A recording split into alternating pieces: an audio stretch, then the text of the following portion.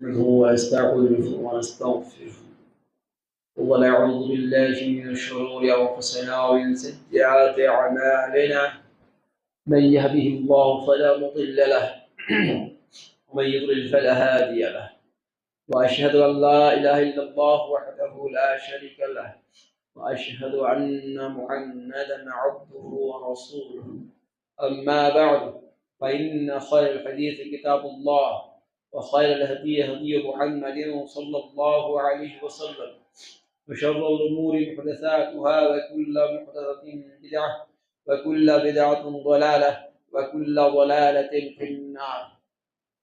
أعوذ بالله من الشيطان الرجيم. بسم الله الرحمن الرحيم. إن الدين عند الله الإسلام. وقال تعالى في موضع آخر: يا أيها الذين آمنوا ادخلوا في السلم كافة ولا تتبعوا خطوات الشيطان إنه لكم عدو مبين. وقال تعالى في آية أخرى: لقد كان لكم في رسول الله أسوة حسنة. وقال النبي صلى الله عليه وسلم: لا يؤمن أحدكم حتى يكون هواه تبعا لما جئت به. সম্মানিত মুসল্লিবৃন্দ, যাবতীয় প্রশংসা আল্লাহর জন্য। অতঃপর শত কোটি দরুদ ও সালাম বর্ষিত হোক আমাদের শেষ নবী হযরত মুহাম্মদ রাসূলুল্লাহ সাল্লাল্লাহু আলাইহি ওয়াসাল্লামের উপর। আজ আমি আপনাদের সম্মুখে শোনার পর পবিত্র কোরআনের 3টি জায়গা হতে 3টি আয়াত পাঠ ও পরিবেশন করেছি। তার সাথে সাথে আল্লাহর রাসূল জনাবে মুহাম্মদুর রাসূলুল্লাহ সাল্লাল্লাহু আলাইহি ওয়াসাল্লামের একটি ছোট্ট মতো হাদিস পাঠ করেছি। এই কোরআনের আয়াতসমূহ এবং এই হাদিসকে সম্মুখে রেখে আজকের যে সংক্ষিপ্ত খুতবা কোরআন ও হাদিসের আলোকে আলোচনা করব এবং শেষ করবো ইনশাআল্লাহ। আল্লাহর কাছে আশা রাখি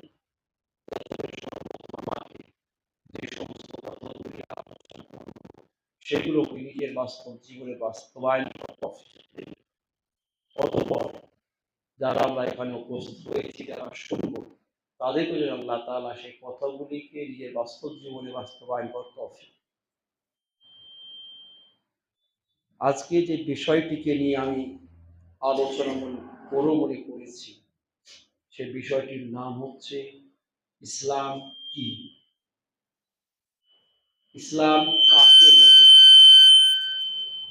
সাধারণত আমাদের সমাজের মধ্যে মানুষ ইসলামকে এতটাই সংকীর্ণ করে দিয়েছে, ইসলামকে এতটাই ছোট করে দিয়েছে, কেউ শুধু নাম রেখে ইসলামের গুণ গাইছে যে আমার নাম আব্দুল্লাহ, আব্দুর রহমান, তাতেই সে সন্তুষ্ট। কেউ আবার গরুর মাংস খেয়ে সন্তুষ্ট, কেউ আবার মসজিদে নামাজ পড়ে সন্তুষ্ট, কেউ আবার হজ করে নিয়ে ইসলামকে যথেষ্ট মনে করেছে। বিভিন্ন মানুষ, কেউ আবার মাদ্রাসা মসজিদে বা মিসকিন ফকিরকে কিছু দান সাদকা করে ইসলামকে নিজের জন্য যথেষ্ট মনে করে নিয়েছে। এই যে বিভিন্ন রকমের মানুষ, কেউ তো শুধুমাত্র মুসাল্লি হয়েছে, বাকি যতক্ষণ নামাজ পড়ে ততক্ষণ ঠিক আছে, নামাজের বাইরে গেলে সে কিন্তু ইসলাম বলে তার মাথায় কিছু থাকে না, সে নিজের দুনিয়ায় ঘুরে বেড়ায়, সে নিজের দুনিয়ায় সে বসবাস করে, নিজের দুনিয়ায় অবস্থান করে। অন্যভাবে কতগুলো মানুষ আছে যাকে অর্থ দিয়েছে, সে নিজের অর্থ ব্যয় করে হজ করে এসছে, তারপরে মনে করেছে আমি ইসলামকে পরিপূর্ণভাবে পালন করে নিয়েছি, তারপরে সে নিজের দুনিয়া নিয়ে অবস্থান করছে। এইরকম করে আমাদের মধ্যে অনেকে পার্টিকুলার কোন একটা কাজ, দুটি কাজ, 5টি কাজ করে দিয়ে নিজের জন্য ইসলামকে যথেষ্ট মনে করেছে। আদৌ কি ইসলাম এটা? আদৌ কি ইসলাম একে বলে? যদি ইসলাম যদি একে না বলে, তাহলে প্রকৃত ইসলাম কাকে বলে, প্রকৃত ইসলাম কি এবং তার পরিভাষা কি, এই বিষয়কে নিয়ে আপনাদের সম্মুখে আজকে আমি আলোচনা করব। সর্বপ্রথমে আসি এটিকে বোঝার জন্য ইসলাম শব্দটির আবিধানিক ও পারিভাষিক অর্থ আমরা জানি।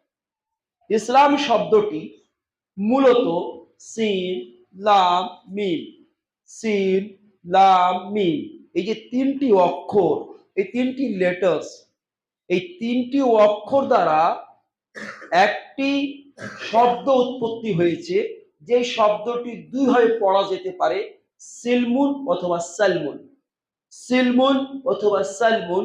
এই যে একটি শব্দ, যে শব্দটি সংগঠিত হয়েছে সিন লাম মিম এই তিনটি অক্ষর দ্বারা, এই সালমুন এবং সিলমুন, এই মৌলিক তিনটি অক্ষর থেকে উৎপত্তি হয়েছে ইসলাম শব্দটি। ঠিক আছে, সিলমুন অথবা সালমুন, এই যে মৌলিক তিনটি অক্ষর, এই মৌলিক তিনটি অক্ষর থেকে উৎপত্তি হয়েছে ইসলাম শব্দ। যদি আমরা সিলমুন বা সালমুন যদি এর আবিধানিক অর্থ দেখতে যাই, তাহলে যেহেতু যদি আমি এটাকে সিলমুন, সিনকে জেরের সাথে পড়ি, সিনটাকে কার সাথে পড়ি, জেরের সাথে পড়ি, তাহলে সিলমুন শব্দের অর্থ হবে, সিলমুন শব্দের অর্থ হবে অনুগত হওয়া, তাবেদার হওয়া, কারো অনুগত, কারোর অনুগতশীল হওয়া, ইত্যাদি ইত্যাদি, কারোর তাবে হয়ে যাওয়া, কারোর অনুগত্য হয়ে যাওয়া, অনুসারী হয়ে যাওয়া, ইত্যাদি ইত্যাদি। যদি আমরা এটাকে কি পড়ি, সিলমুন পড়ি তাহলে। আর যদি এই শব্দটিকে সিনের জাবারের সাথে পড়ি, সিনের সালমুন, সিনের জাবারের সাথে পড়ি, তাহলে কিন্তু অর্থটা একেবারে পরিবর্তন হয়ে যাবে। যখন আমি সালমুন শব্দটা পড়ব, তার অর্থ হয়ে যাবে শান্তি, তার অর্থ হয়ে যাবে প্রশান্তি, তার অর্থ পিস, ইত্যাদি ইত্যাদি। তাহলে দুটির অর্থ সমন্বয়ে, এই দুটি শব্দের সমন্বয়ে যেই শব্দটির উৎপত্তি হয়েছে, সেই শব্দটির নাম হচ্ছে ইসলাম।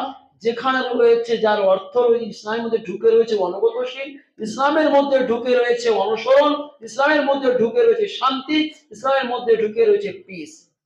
তাহলে দুটি যে অক্ষর দুই ভাবে পড়লাম এবং দুটির যে আবিধানিক অর্থ বললাম, দুটোই কিন্তু ইসলামের মধ্যে নিহত রয়েছে।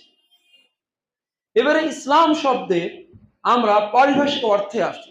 ইসলাম কাকে বলে? ইসলাম বলা হয় যে হযরতে আদম আলাইহিসসালাতু ওয়াসসালাম থেকে নিয়ে, হযরতে আদম আলাইহিসসালাতু ওয়াসসালাম থেকে নিয়ে আমাদের শেষ নবী হযরতে মুহাম্মদুর রাসূলুল্লাহ সাল্লাল্লাহু আলাইহি ওয়াসাল্লাম পর্যন্ত যতগুলো নবী এবং রাসূল এসেছেন, তাদের মাধ্যম দিয়ে আল্লাহর পক্ষ থেকে যেই মিশনকে প্রেরণ করা হয়েছিল, যে মিশন আম্বিয়া একরামগণ নিয়ে এসেছিলেন আল্লাহর পক্ষ থেকে, সেই মিশনের নাম হচ্ছে কি, ইসলাম। তাহলে ইসলাম আজকের নয়, ইসলাম যখন থেকে মানুষের সৃষ্টি, তখন থেকে ইসলামের অস্তিত্ব রয়েছে। তাহলে এই ছিল ইসলামের আবিধানিক এবং পারিভাষিক অর্থ। আমি এবারে আসি ইসলাম শব্দটিকে আরেকটু আপনাকে, ওই যে বললাম যে ইসলাম শব্দের অর্থ হচ্ছে কি হওয়া, অনুগতশীল হওয়া, কারোর অনুসারী হওয়া, কারোর তাবে হয়ে যাওয়া। এই যে অর্থটা, মূলত এই অর্থটাই আরবিয়ানগণ ইসলাম শব্দের মধ্যে নিয়ত মেনেছে। যখন আপনি অ্যারাবিক ডিকশনারি বা অ্যারাবিক অভিধান খুলে দেখবেন, যখন আপনি অ্যারাবিক ডিকশনারি খুলে দেখবেন, তো বিশ্বের অন্যতম অ্যারাবিক ডিকশনারি, যার নাম হচ্ছে লিসানুল আরব, এই লিসানুল আরবের মধ্যে ইসলাম শব্দের ব্যাখ্যা করতে গিয়ে উনি বলছেন যে আরবের মাটিতে আরবিয়ানগণ, আরবের মাটিতে আরবিয়ানগণ ইসলাম শব্দ থেকে যে অনুসারী এবং অনুগতিশীল হয়, তাকে বলা হয় মুসলিম। তো আমরা যেহেতু অনুসারী, ইসলামের অনুসারী, যার কারণে আমরা কি বলি, মুসলিম বলি। তো বলছেন যে আরবিয়ানদের নিকটে মুসলিম বলা হয় ওই উটকে, ভালো করে শুনবেন, মুসলিম বলা হয় ওই উটকে যেই উটের গলায় থাকে দড়ি, বা আমরা আমাদের ভাষায় বলি পাঘাও বলি, পাঘা থাকে বা দড়ি থাকে বা রশি থাকে, যেই রশিটি পুরো কন্ট্রোল থাকে, রিমোট কন্ট্রোল থাকে তার মালিকের হাতে। সেই রশি কার হাতে থাকে? সেই মালিকের হাতে থাকে। সেই মালিক যখন সেই উটকে বলে উঠ, সেই উট উঠে পড়ে, এবং যখন উটকে বলে বস, সে বসে পড়ে।